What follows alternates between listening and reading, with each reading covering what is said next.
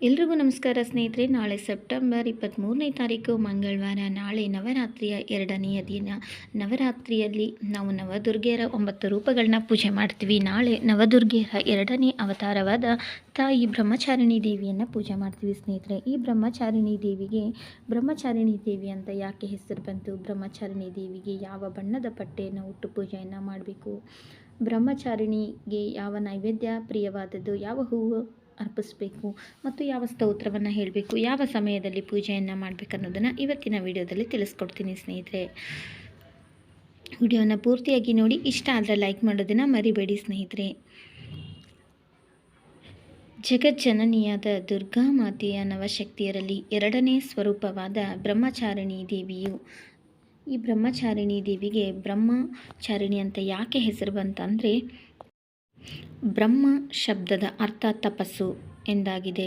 ಹಾಗಾಗಿ ಈ ತಾಯಿಯು ಶಿವನನ್ನು ಮದುವೆಯಾಗಲು ತಪಸ್ಸನ್ನು ಮಾಡ್ತಾಳೆ. ಹಾಗಾಗಿ ಈ ತಾಯಿಗೆ ಬ್ರಹ್ಮಚಾರಿಣಿ ಅರ್ಥಾತ್ ತಪಸ್ಸಿನ ಚಾರಿಣಿ, ತಪಸ್ಸನ್ನು ಮಾಡುವವಳು ಎಂದು ಕರೆಯುತ್ತಾರೆ ಸ್ನೇಹಿತರೆ. ಇನ್ನು ಬ್ರಹ್ಮಚಾರಿಣಿ ದೇವಿಯ ಸ್ವರೂಪವು ಪೂರ್ಣ ಜ್ಯೋತಿರ್ಮಯ ಹಾಗೂ ಅತ್ಯಂತ ಭವ್ಯವಾಗಿದೆ. ಈ ತಾಯಿಯ ಬಲಗೈಯಲ್ಲಿ ಜಪಮಾಲೆ ಮತ್ತು ಎಡಗೈಯಲ್ಲಿ ಕಮಂಡಲ ಇರುತ್ತದೆ. ಈ ತಾಯಿಯು ತಪಸ್ಸಿನ ದೇವತೆಯಾಗಿದ್ದಾಳೆ ಸ್ನೇಹಿತರೆ. ಇನ್ನು ಈ ತಾಯಿಯನ್ನು ಪೂಜಿಸೋದ್ರಿಂದ ಮನುಷ್ಯನಲ್ಲಿ ತಪಸ್ಸು, ತ್ಯಾಗ ಮತ್ತು ವೈರಾಗ್ಯ, ಸದಾಚಾರ ಪ್ರಾಪ್ತಿಯಾಗುತ್ತದೆ ಮತ್ತು ಸಂಯಮ ಅನ್ನೋದು ಪ್ರಾಪ್ತಿಯಾಗುತ್ತದೆ. ಅಷ್ಟೇ ಅಲ್ಲದೆ ವೃದ್ಧಿ ಅನ್ನೋದು ಅಭಿವೃದ್ಧಿಯತ್ತ, ಏಳಿಗೆಯತ್ತ ಸಾಗುತ್ತದೆ ಮತ್ತು ಸಿದ್ಧಿ ವಿಜಯದ ಪ್ರಾಪ್ತಿಗಾಗಿ ಈ ತಾಯಿಯನ್ನು ನಾವು ಪೂಜೆ ಮಾಡಬೇಕಾಗುತ್ತೆ.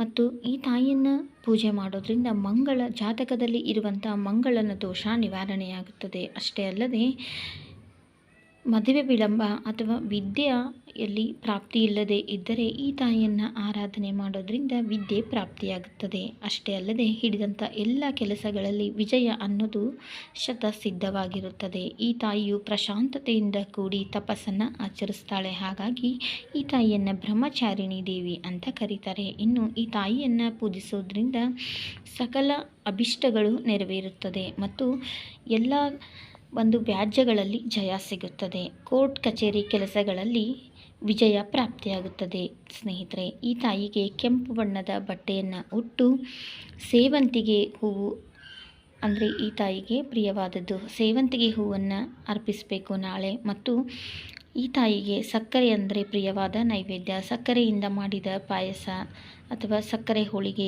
ಸಕ್ಕರೆಯಿಂದ ಮಾಡಿದಂಥ ಯಾವುದೇ ಖಾದ್ಯಗಳನ್ನು ಈ ತಾಯಿಗೆ ನಾಳೆ ನಾವು ನೈವೇದ್ಯ ರೂಪದಲ್ಲಿ ಅರ್ಪಿಸಬಹುದು ಸ್ನೇಹಿತರೆ. ಇನ್ನು ಈ ತಾಯಿಗೆ ನಾವು ನಾಳೆ ಪೂಜೆಯನ್ನು ಮಾಡಿದ ನಂತರ ಹೇಳಬೇಕಾದ ಒಂದು ಮಂತ್ರ ಅಂದರೆ ಓಂ ಬ್ರಹ್ಮಚಾರಿಣಿ ದೇವಿಯೇ ನಮಃ. ಈ ಒಂದು ಮಂತ್ರವನ್ನು 108 ಸಲ ಹೇಳಿ ನಾಳೆ ಅರ್ಚನೆ ಮಾಡೋದ್ರಿಂದ ಒಳ್ಳೆಯ ಫಲಗಳು ಪ್ರಾಪ್ತಿಯಾಗುತ್ತದೆ ಸ್ನೇಹಿತರೆ. ಇದಿಷ್ಟು ಬ್ರಹ್ಮಚಾರಿಣಿ ದೇವಿಯ ಒಂದು ಪೂಜಾ ವಿಧಾನ. ಇನ್ನು ಈ ತಾಯಿಯನ್ನು ಬೆಳಗ್ಗೆ ಬ್ರಾಹ್ಮಿ ಮುಹೂರ್ತದಲ್ಲಿ ಪೂಜೆಯನ್ನು ಮಾಡ್ಬೋದು. ನಮಗೆ ಬ್ರಾಹ್ಮಿ ಮುಹೂರ್ತದಲ್ಲಿ ಪೂಜೆಯನ್ನು ಮಾಡೋದಕ್ಕಾಗಲಿಲ್ಲ ಅಂದರೆ ಬೆಳಗ್ಗೆ 7 ಗಂಟೆಯಿಂದ 8:30ವರೆಗೂ ನಾವು ಪೂಜೆಯನ್ನು ಮಾಡ್ಬೋದು. ಮತ್ತು ಅಭಿಜಿತ್ ಲಗ್ನದಲ್ಲಿ ಮಧ್ಯಾಹ್ನ 11:48ರಿಂದ 12 ಗಂಟೆ 36 ನಿಮಿಷದವರೆಗೂ ನಾವು ಪೂಜೆಯನ್ನು ಮಾಡ್ಬೋದು ಸ್ನೇಹಿತರೆ. ಇದಿಷ್ಟು ಬ್ರಹ್ಮಚಾರಿಣಿ ದೇವಿಯ ಪೂಜಾ ವಿಧಾನ ಸ್ನೇಹಿತರೆ. ನಾನು ಮುಂದಿನ ವಿಡಿಯೋದಲ್ಲಿ ಬ್ರಹ್ಮಚಾರಿಣಿ ದೇವಿಯ ಕಥೆಯನ್ನು ಹಾಕ್ತೀನಿ ಸ್ನೇಹಿತರೆ. ಈ ಒಂದು ಮಾಹಿತಿ ನಿಮ್ಮೆಲ್ಲರಿಗೂ ಇಷ್ಟ ಆಗಿದ್ದರೆ ಈ ವಿಡಿಯೋಗೊಂದು ಲೈಕ್ ಮಾಡೋದನ್ನು ಮರಿಬೇಡಿ. ಮತ್ತೊಂದು ಆಧ್ಯಾತ್ಮಿಕ ಮಾಹಿತಿಯೊಂದಿಗೆ ಮತ್ತೆ ಸಿಗ್ತೀನಿ ಸ್ನೇಹಿತರೆ. ವಿಡಿಯೋನ ನೋಡಿದಂಥ ಎಲ್ರಿಗೂ ಧನ್ಯವಾದಗಳು.